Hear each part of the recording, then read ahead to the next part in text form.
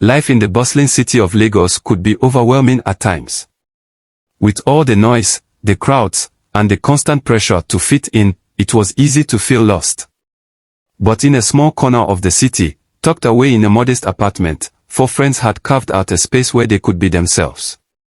These 4 friends, Patricia, Bimbo, Jide, and Emeka, had one thing in common: their love for food.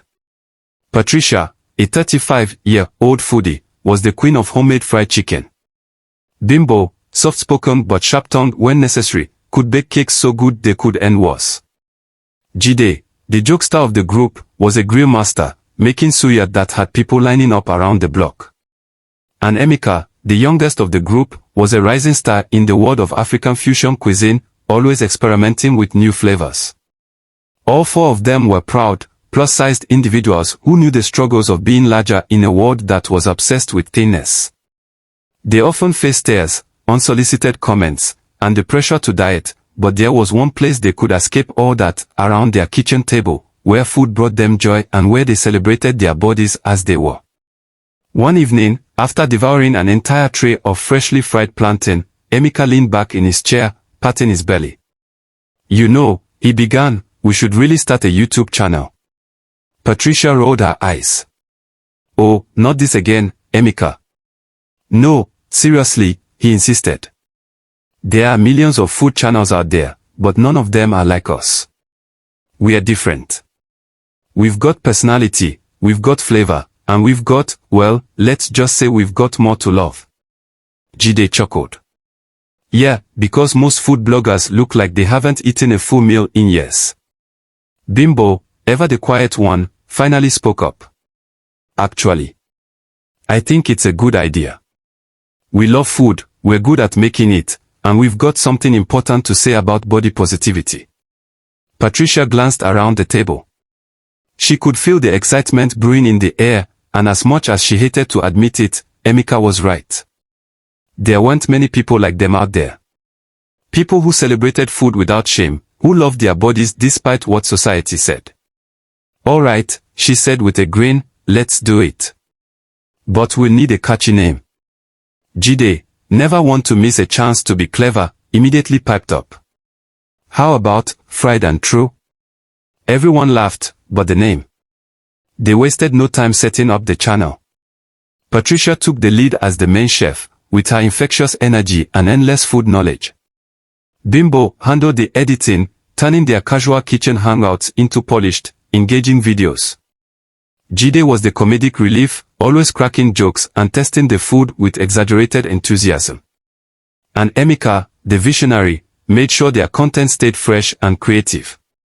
Their first video was simple, a step-by-step guide on how to make Nigerian-style fried chicken, with a side of jollof rice.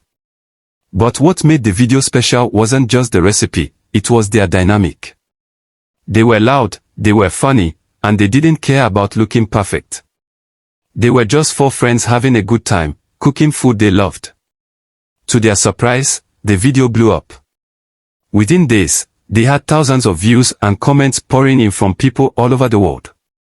"I love how real you all are," one comment read.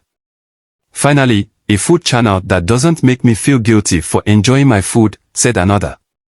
Their channel continued to grow, and soon they were posting videos every week. They tried everything, from showing off their favorite street food to hosting friendly cooking challenges where the loser had to eat a mystery dish. Their humor, authenticity, and unapologetic love for food drew people in, and soon, Fried and True became a sensation. With their newfound fame, however, came the inevitable downside: internet trolls. As their subscriber count rose, so did the hateful comments. "Maybe you guys should focus more on losing weight instead of eating all the time," one comment sneered. "I don't think I trust food from people who clearly have no self-control," said another. At first, the comments stung. Bimp, in particular, struggled with the criticism. She had spent years fighting against the constant judgment of her weight, and now it felt like the whole world was watching and criticizing her again. "Maybe we should take a break," she said one evening, staring at the comment section. But Patricia wasn't having it. "No way. We've worked too hard for this. These people don't know us. They're just hiding behind their screens, trying to make us feel bad about ourselves because they're insecure. Jide nodded. We knew this would happen. But look at all the positive comments. We're inspiring people, Bimbo. We can't let a few idiots get to us. Emeka added, besides, our channel isn't just about food. It's about showing people that they can love themselves at any size. We can't back down now. They decided to address the hate head-on.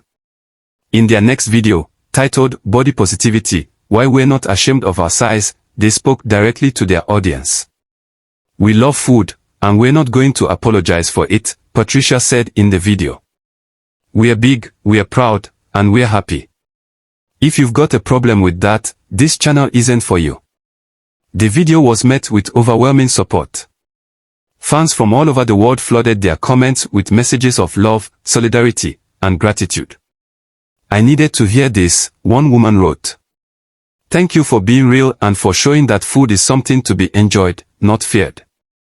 One day, they received an unexpected email. A major television network had seen their channel and wanted to turn fried and true into a full-fledged cooking show. You've got to be kidding me, Jide said, reading the email out loud. They want to fly us to Cape Town to shoot a pilot episode. Patricia screamed. Bimbo covered her mouth in shock. Emeka couldn't stop pacing around the room, too excited to sit still. They couldn't believe it.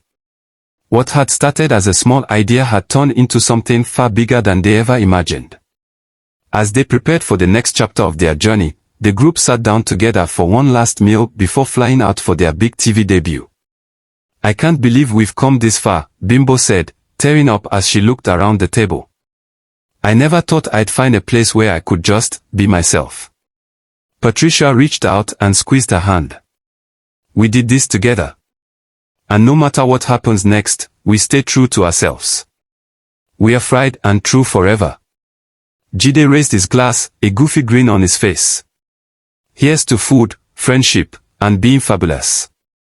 They all clinked their glasses, filled with gratitude, excitement, and a newfound sense of pride in who they were, for plus-sized friends, living life on their terms, and sharing their joy with the world. As they bit into their final dish of the night, a perfectly fried batch of plantain and chicken, they knew one thing for sure, being true to themselves had always been the best recipe.